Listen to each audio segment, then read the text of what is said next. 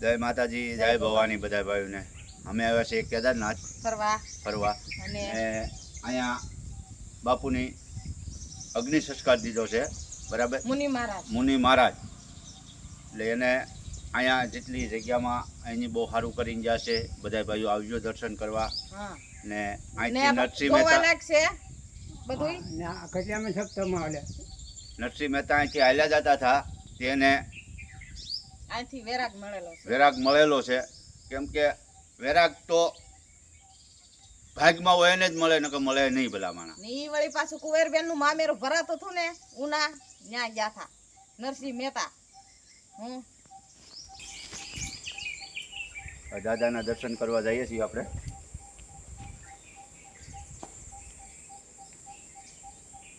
ઓળિયાનાથના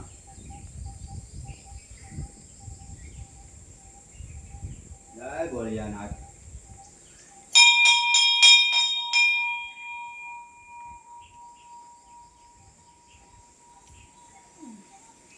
ઓમ નમઃ શિવાય.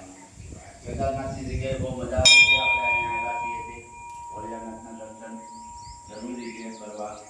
કેમ કે નાથવાનો નાથ ભોળો નાથ, કેમ કે શંકર પાર્વતી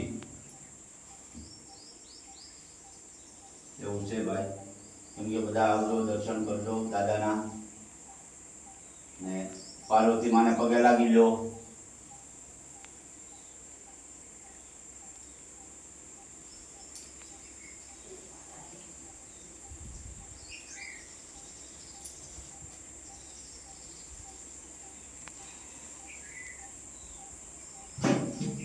ઓમ નમઃ શિવાય. કેદારનાથ ધામ સારું છે, ફરવા લાયક છે. આવો બધાય ફરવા. અને એવું શાંત વાતાવરણ છે, આમ કઈ ઘટે જ નહીં એવું છે, શાંત વાતાવરણ. અહીંયા દર વર્ષે સપ્તાહ તો થાય જ છે. એકે વર્ષ ખાલી ગયું નથી, બરાબર.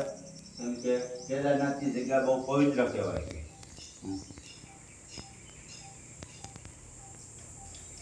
જય ભોળિયાનાથ, જય પાર્વતી માં.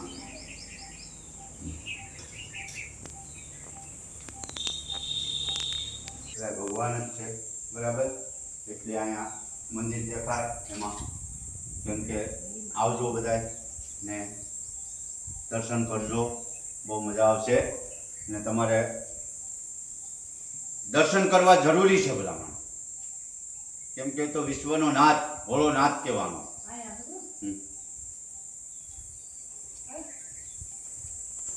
ધૂણો છે, હું બાપુનો ધૂણો હતો અહીંયા, બરાબર. કે અહીંયા બે હતા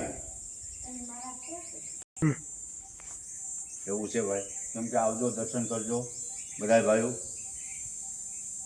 શનિ મહારાજ હોય કે કાળ ભૈરવ દાદા હોય, કંઈ એમાં લખેલું નથી ત્યાં. એટલે હા, પણ અહીંયા કંઈક લખેલું છે એટલે બતાવી દો તમને. કેમ કે આપણે અભણ છીએ. હા, વાંચી લેજો.